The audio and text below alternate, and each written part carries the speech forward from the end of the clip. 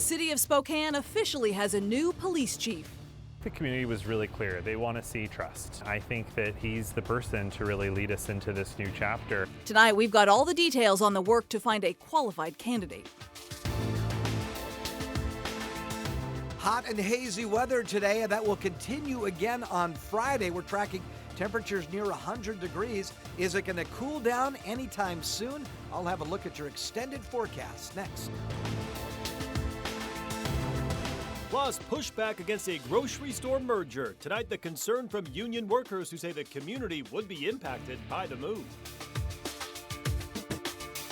Good evening and thank you for joining us for KREM 2 News at 5. I'm Mark Hanrahan. It's good to have you here. I'm Whitney Ward. President Joe Biden still addressing the media right now following this week's United Nations summit. It is his first solo news conference since his debate performance created a lot of concern among some Democrats about the future of his campaign. Chief journalist Amanda Rowley watched the president's press conference. She is joining us live from the newsroom tonight with the details. Amanda?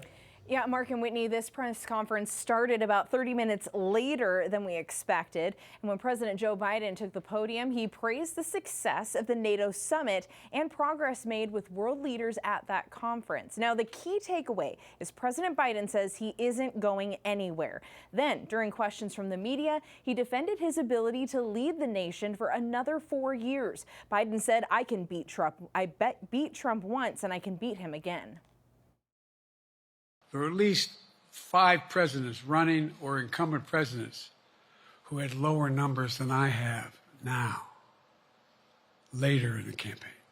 So there's a long way to go in this campaign. And so I'm just going to keep moving. And because, look, I got more work to do. We've got more work to finish. There's so much, we made so much progress. Think about it. Think about where we are economically relative to the rest of the world. Name me a world leader who wouldn't want to trade places with our economy. Now, Biden went on to say, I am not in this for my legacy. I'm in this to complete the job I started. Now, he also shared his confidence in selecting Vice President Kamala Harris as his VP, reiterating her experience as a prosecutor and praising her strong stance on women's rights. In the newsroom, Amanda Rowley, KREM 2 News. Amanda, thank you. Our other top story tonight, Spokane now has its next police chief. KREM 2 Shannon Mowdy spoke with members of the selection committee who say Kevin Hall, the assistant chief in Tucson right now, was the clear choice. Shannon? Yeah, there's just a ton of excitement here at Spokane City Hall after the end of 5 months of searching. Kevin Hall is currently the assistant chief with the Tucson Police Department, but soon he's going to take over as Spokane's new chief.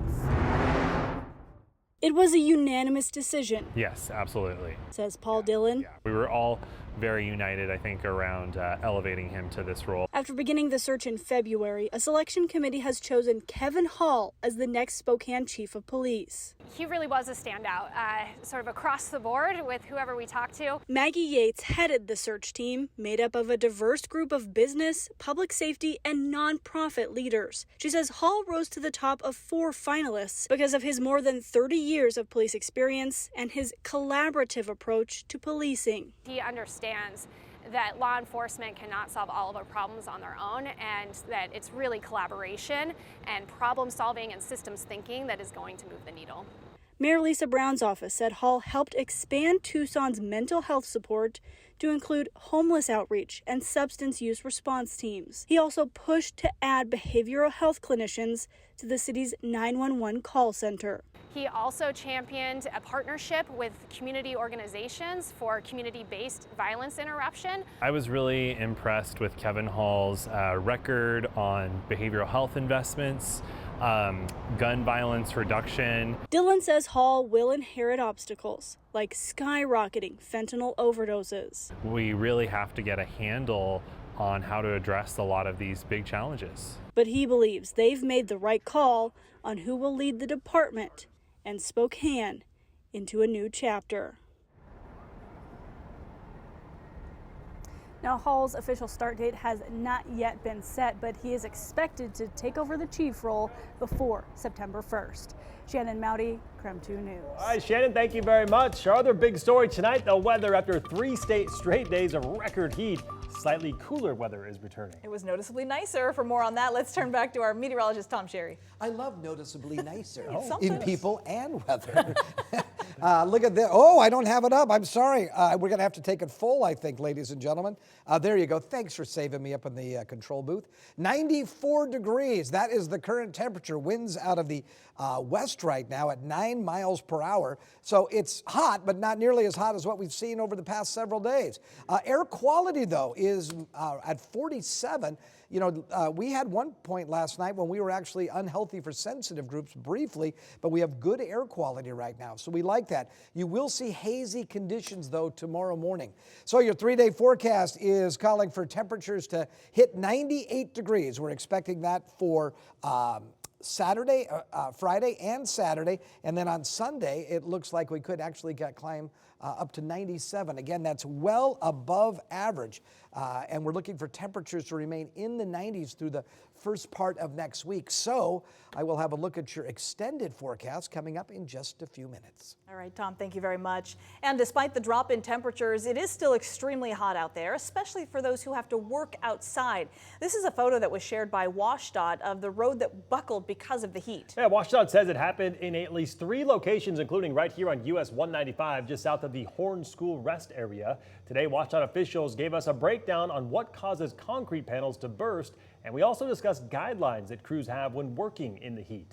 So first, we want to run through those guidelines. When the temperatures meet or exceed 90 degrees, paid 10-minute breaks are required every 2 hours. If it's above 100, that break must then be 15 minutes every hour. Sites must also provide enough suitably cool water for each employee to drink, at least a quart an hour. Sufficient shade that is large enough for workers must also be provided, or a vehicle with running air conditioning is also acceptable.